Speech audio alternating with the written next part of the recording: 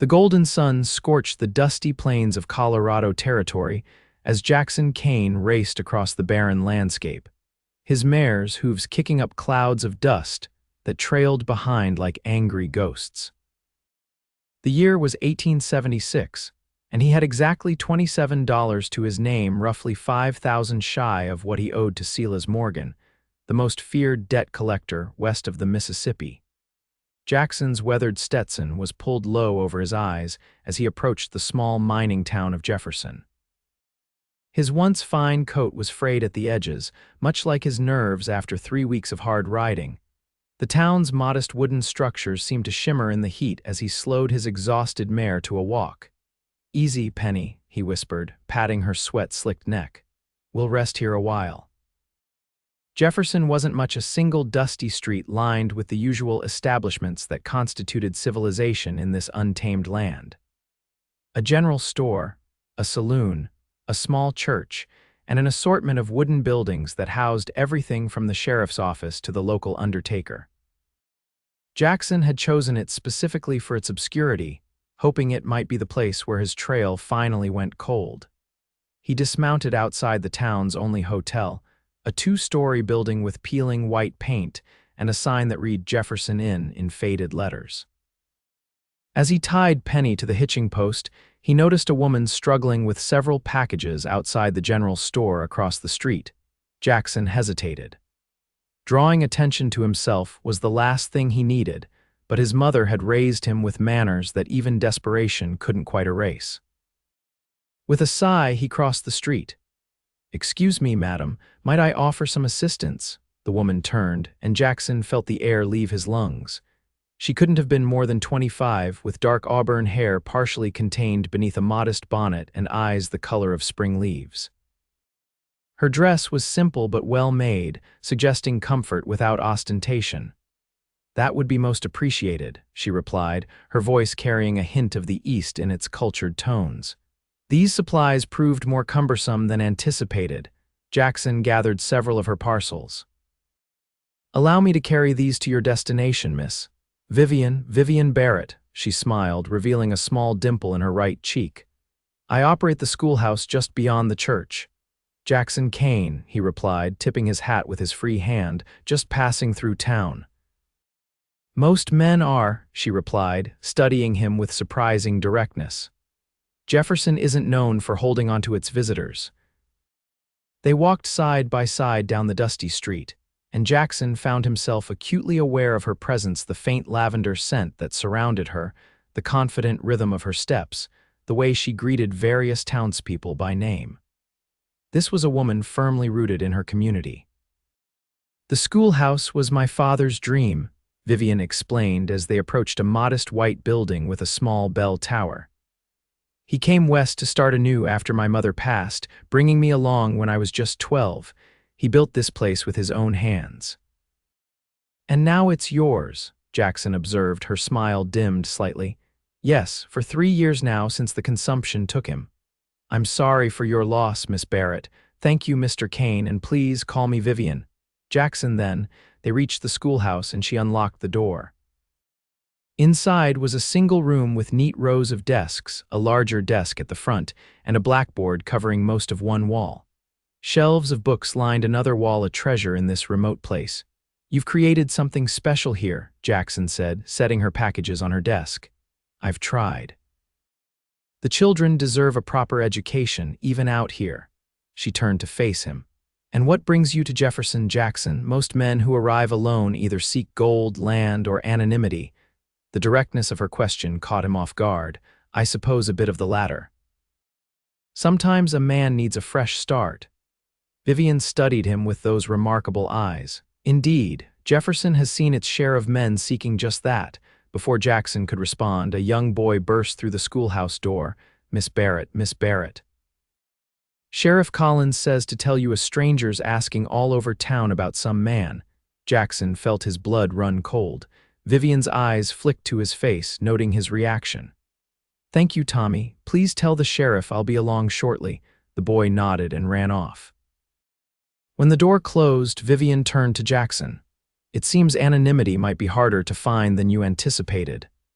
"I should go," Jackson said, already calculating how quickly he could retrieve Penny and ride out. Without explanation, Vivian asked. There was no judgment in her voice, just curiosity. Jackson hesitated. Something about this woman made him want to trust her despite years of hard-learned caution. I owe money, more than I can pay. The man looking for me doesn't accept excuses. Ah, she said simply. That clarifies things considerably. I apologize for involving you, however inadvertently. I'll be on my way. As he turned to leave, her voice stopped him. The mountains to the north have many hidden valleys. A man could disappear there if he knew the way. Jackson looked back at her, puzzled by the offering. And would you happen to know such a way? My father was an explorer before he was a teacher. He mapped routes that few others know. She moved to her desk and withdrew a folded piece of paper from a drawer. This leads to an old trapper's cabin. It's not much, but it's sheltered and difficult to find if you don't know what you're looking for. Jackson stared at the map she extended toward him. Why would you help me? You don't know me. I know enough, she replied simply. I've learned to read people, teaching as I do. You have honest eyes, Mr. Kane. Whatever trouble you're in, I doubt it's entirely of your making. He accepted the map, their fingers brushing momentarily. Thank you. I don't know how to repay such kindness. Stay alive, she suggested with a slight smile. That would be repayment enough. Jackson left the schoolhouse with the map tucked safely in his coat, his mind racing. He'd never expected kindness in Jefferson, merely anonymity. Yet something about Vivian Barrett's quiet confidence gave him hope, something he hadn't felt in months. He collected Penny from the hitching post and led her toward the general store. If he was heading into the mountains, he'd need supplies. As he tied Penny outside the store, a commotion from the direction of the saloon caught his attention. A large man with a shock of white hair was showing something to the bartender, a piece of paper that Jackson knew all too well. The wanted poster with his likeness, crude as it was, had been circulating for weeks. Luther Reed, one of Silas Morgan's most relentless bounty hunters, had found Jefferson. Jackson ducked into the general store, keeping his hat low. He gathered only the essentials: jerky, coffee, ammunition for his revolver, and hardtack, paying quickly and slipping out the back door. Retrieving Penny would be too risky now. He'd have to go on foot until he could find another mount. He cut through the narrow space between buildings, keeping to shadows and moving steadily toward the northern edge of town.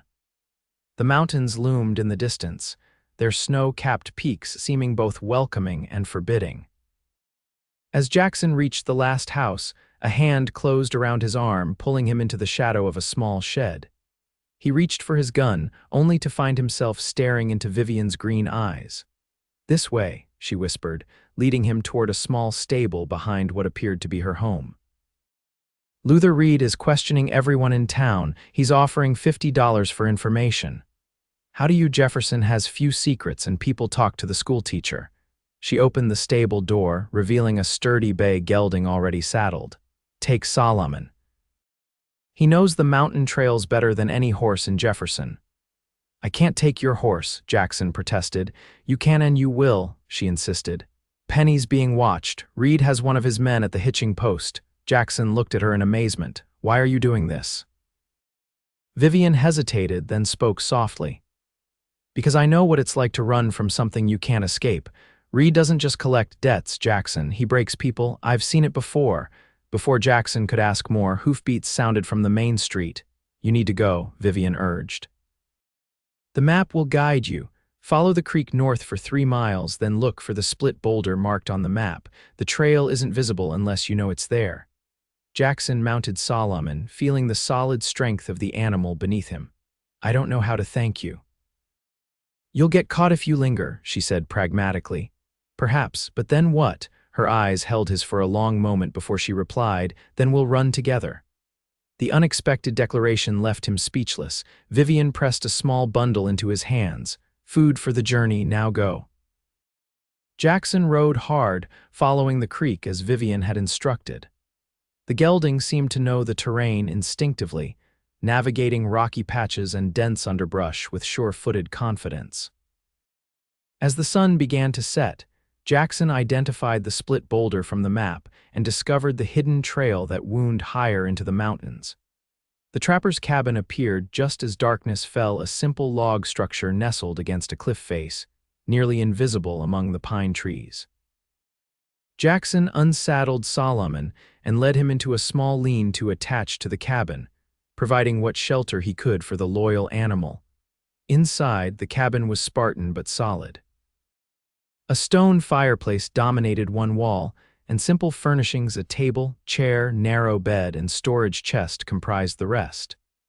Jackson started a small fire, careful to use only dry wood that would produce minimal smoke, and settled in to examine his situation.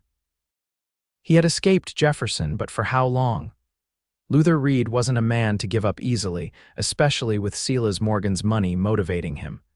And then there was Vivian Barrett, the schoolteacher with mysterious knowledge of flight and hiding. Her parting words echoed in his mind, "Then we'll run together." Jackson slept fitfully, waking at every sound from the forest outside.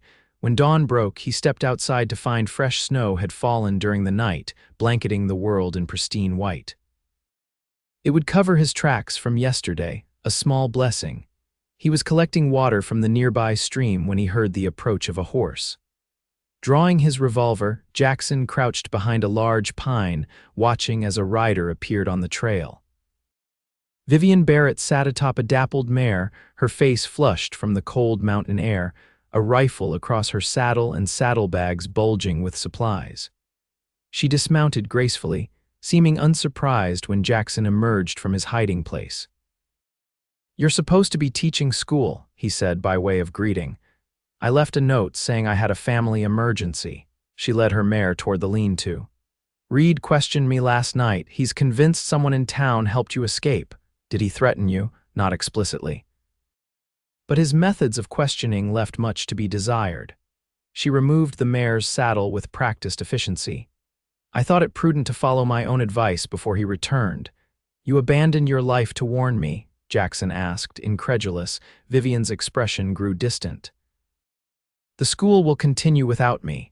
My assistant, Margaret, is fully capable of taking over. And Jefferson, it was never truly home. You said something yesterday about knowing what it's like to run." She nodded, leading the way into the cabin. "My father didn't bring me west solely for opportunity. We were fleeing my stepmother's brother, a powerful man in Boston who believed my father had stolen his sister's inheritance. The truth was more complicated." Inside, she removed her heavy coat and gloves, revealing a practical traveling outfit of dark blue wool. "My mother left everything to my father in her will, as was her right. Her brother contested it, claiming undue influence. When the courts ruled against him, he turned to less legal means of retribution. So you ran west." "Yes, we changed our name. We were originally Blackhurst, not Barrett, and started anew in Jefferson." She warmed her hands by the fire Jackson had rekindled. "My father believed we were safe, that we'd never be found. He was wrong. 8 years after we arrived, my uncle's men found us. My father confronted them. And they killed him," Jackson finished quietly. "It wasn't consumption." "No," Vivian admitted, "but it was easier to tell the town that. No one questions consumption.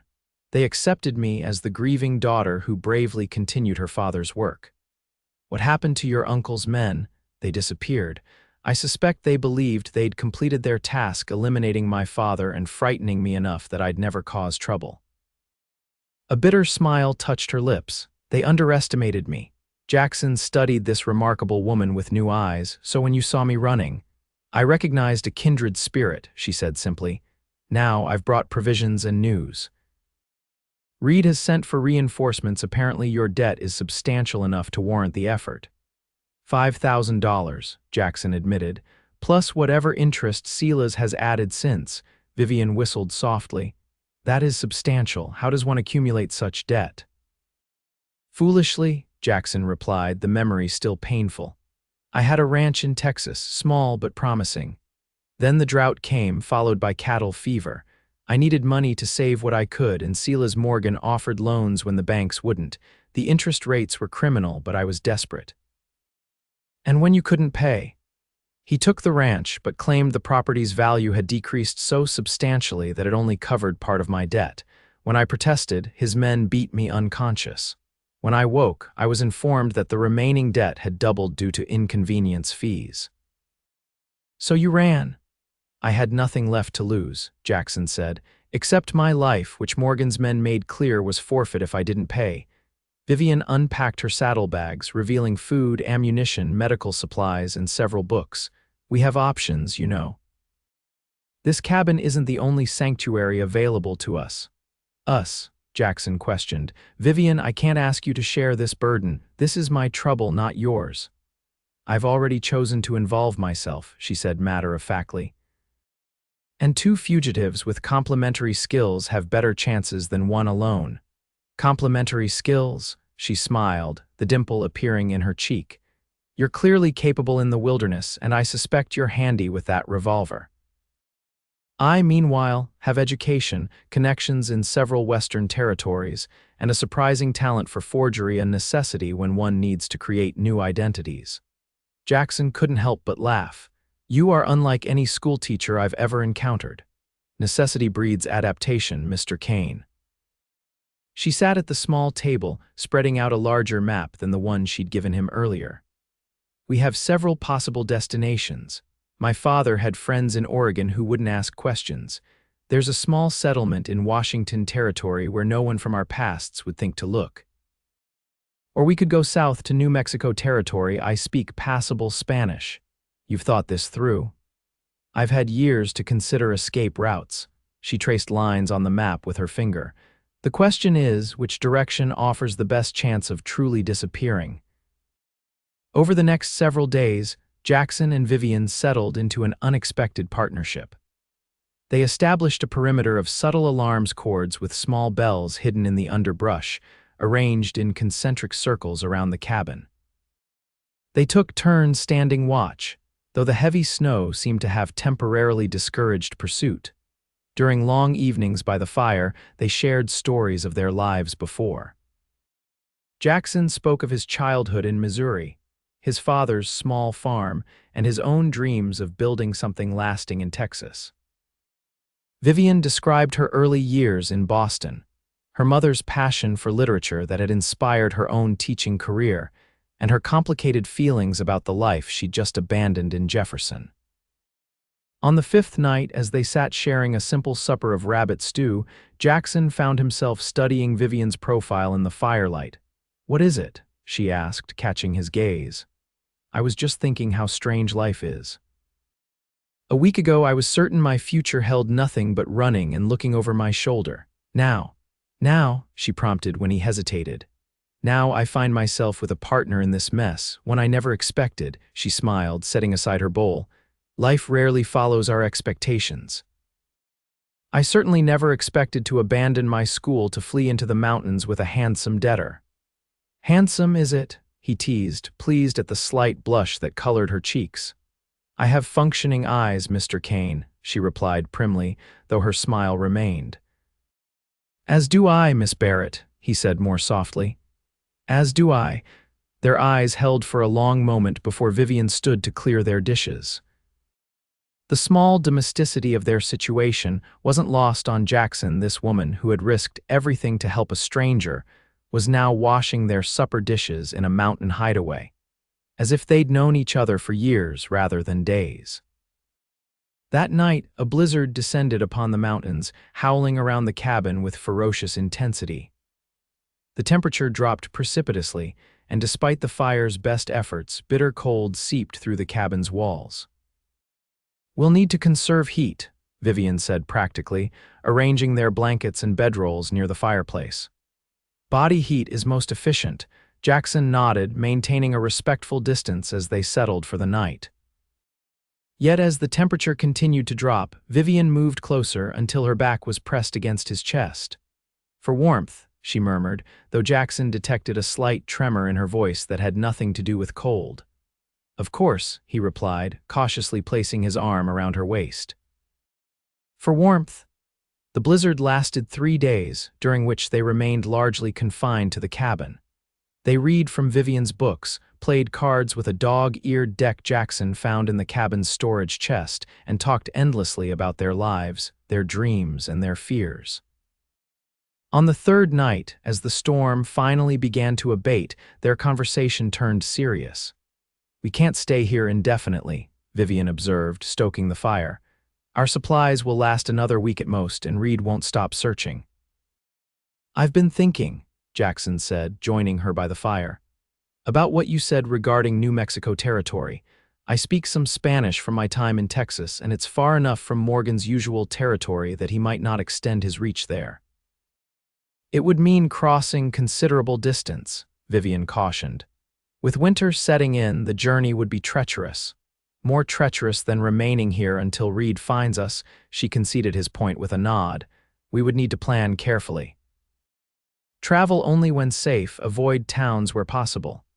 "It would take months," Jackson acknowledged, "but by spring we could reach Santa Fe. From there we could find a small village where strangers might be welcome." Vivian repeated softly. "You speak as if our fates are permanently entwined, Mr. Kane."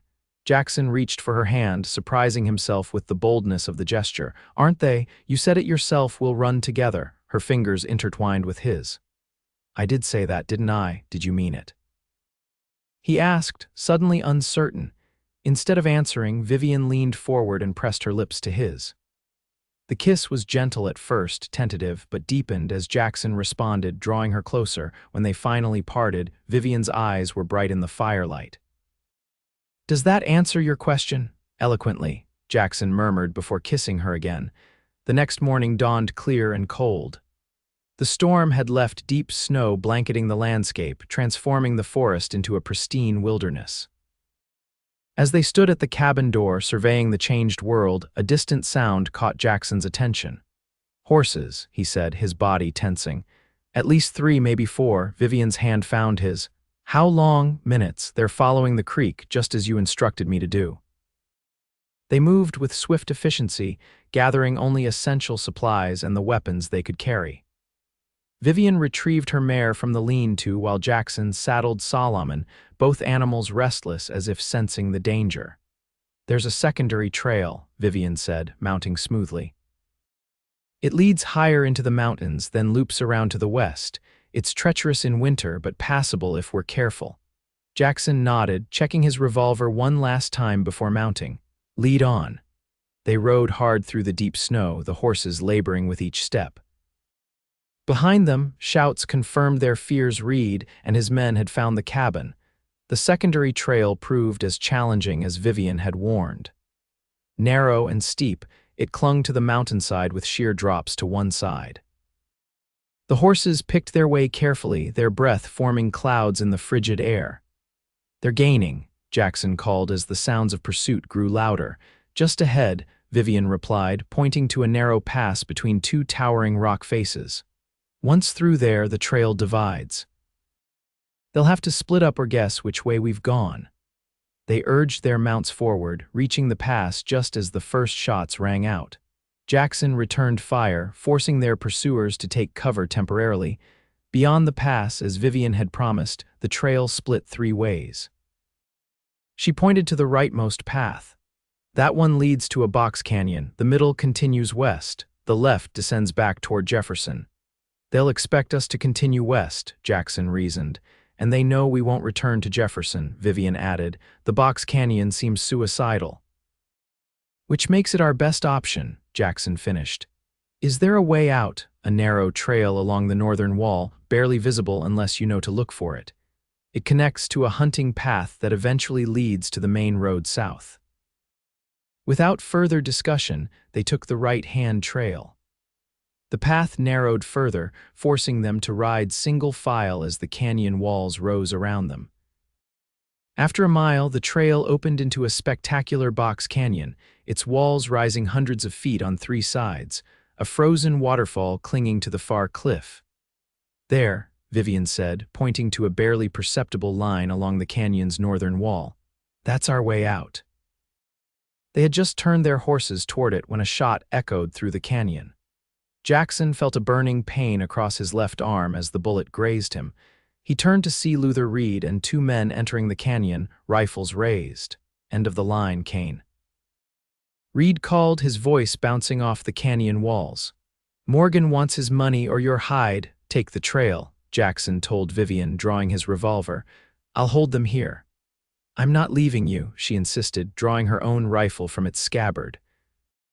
"How touching," Reed mocked, advancing cautiously. "The schoolteacher and the debtor, Morgan, will be interested to learn about your new friend, Kane." Jackson positioned Solomon to shield Vivian as best he could.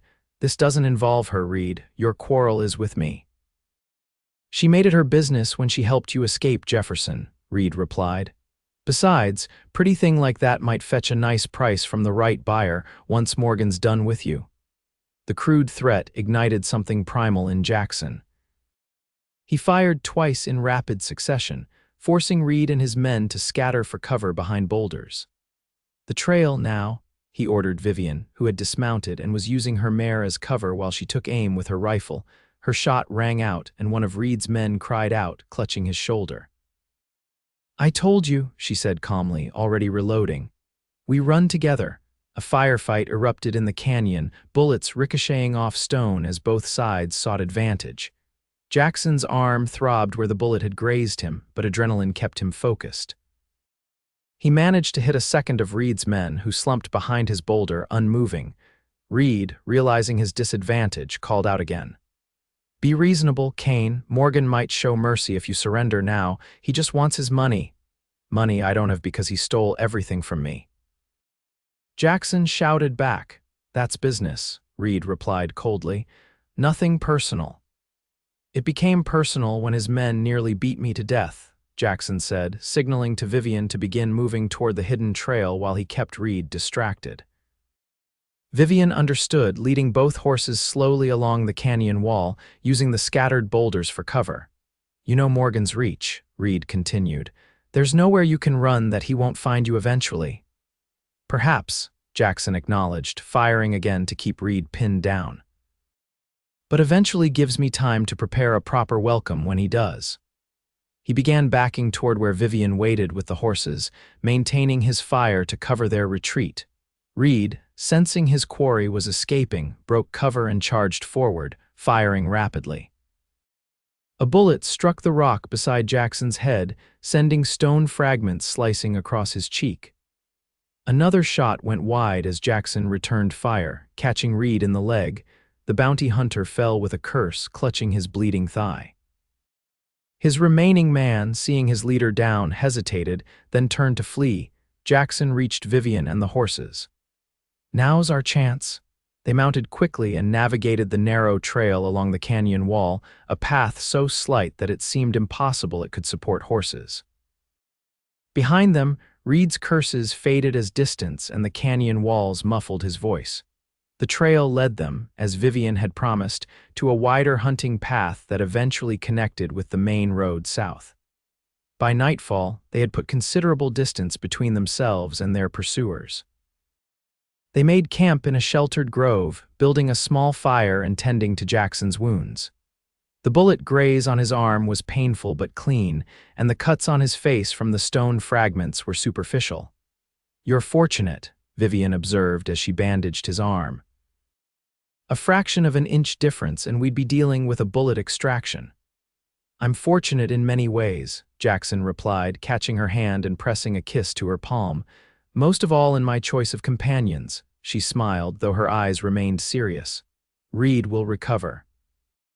"And Morgan doesn't sound like a man who forgives debts." "No," Jackson agreed, "but Reed will be slowed considerably. By the time he can resume the chase, we'll be well on our way to New Mexico.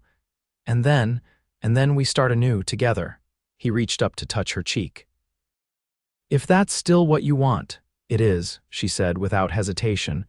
"Though I should warn you, Mr. Kane, that I come with expectations. Such as, I expect to continue teaching wherever we settle. I expect to be treated as an equal partner in all things. And I expect," she added with a small smile, "proper courtship before any further developments in our relationship." Jackson laughed, wincing slightly as the movement pulled at his injured arm. "Those seem like reasonable terms, Miss Barrett." though I should warn you that proper courtship typically concludes with marriage. I'm aware of the custom, she replied primly, though her eyes danced with amusement. I find it acceptable, provided the gentleman in question proves worthy. I shall endeavor to do so, he promised, sealing the vow with a kiss. Their journey south was arduous. Winter in the mountains forced them to travel cautiously, seeking shelter during the worst weather and moving steadily when conditions allowed.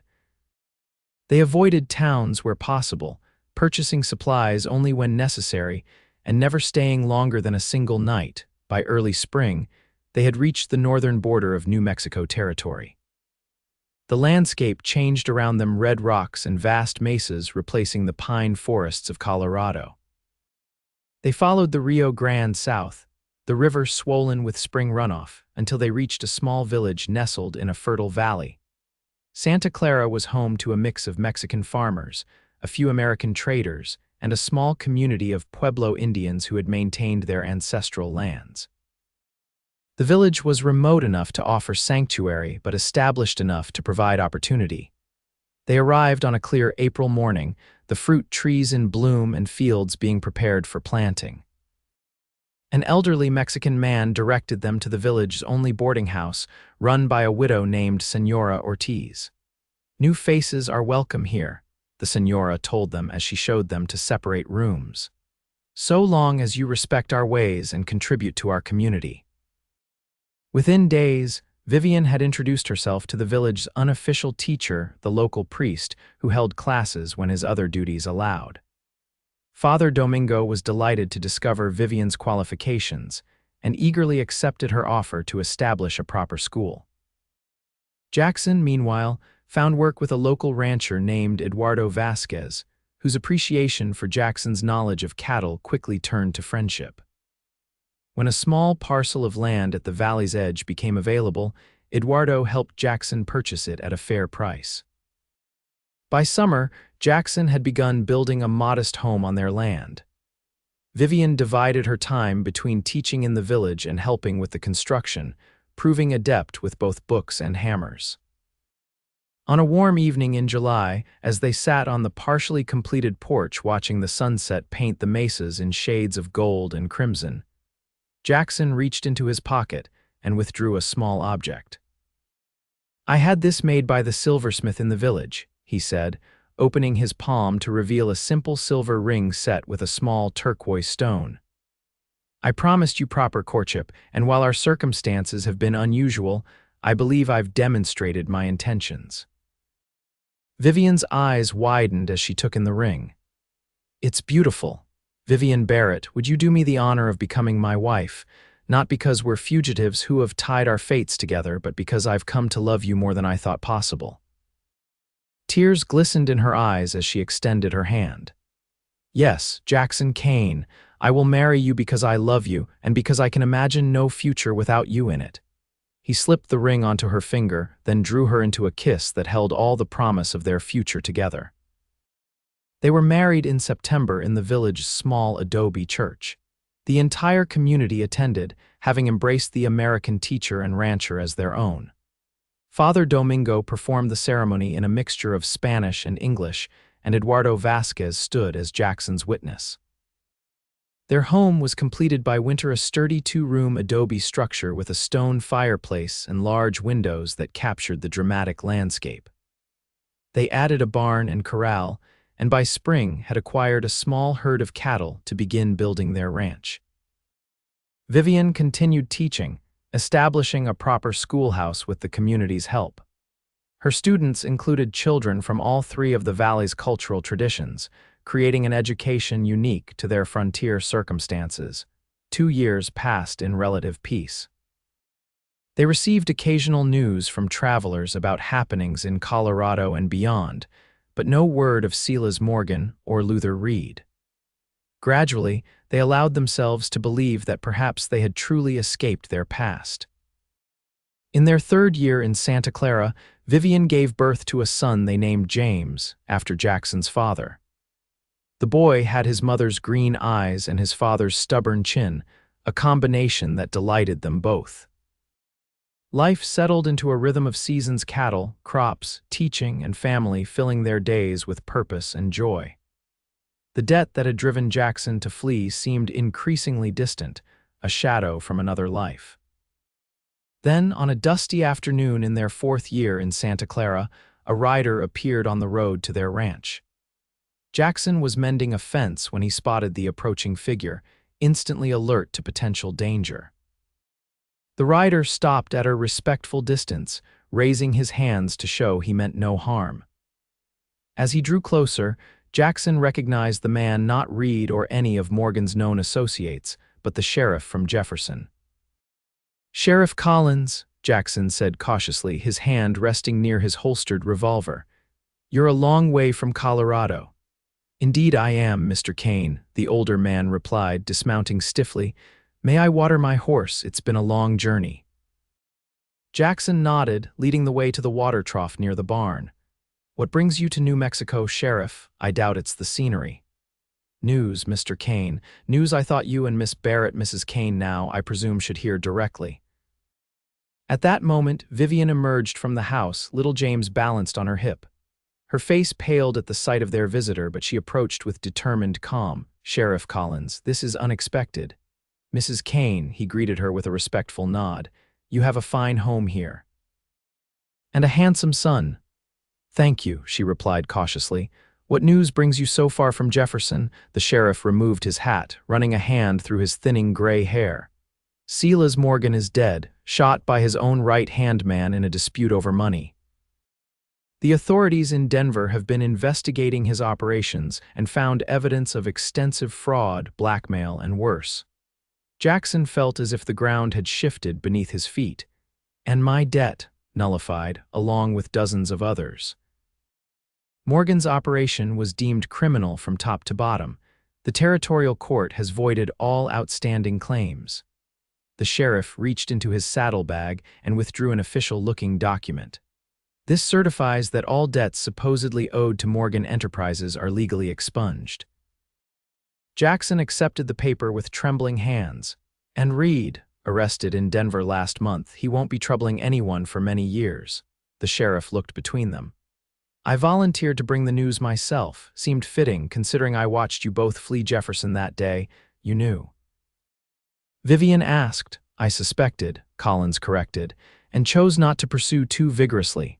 Reed's questioning methods didn't sit right with me, and I'd had my fill of Morgan's men throwing their weight around my town." They invited the sheriff to stay for supper, an offer he gratefully accepted. Over a meal of beef stew and fresh bread, Collins shared news of Jefferson and the changes in Colorado territory since their departure.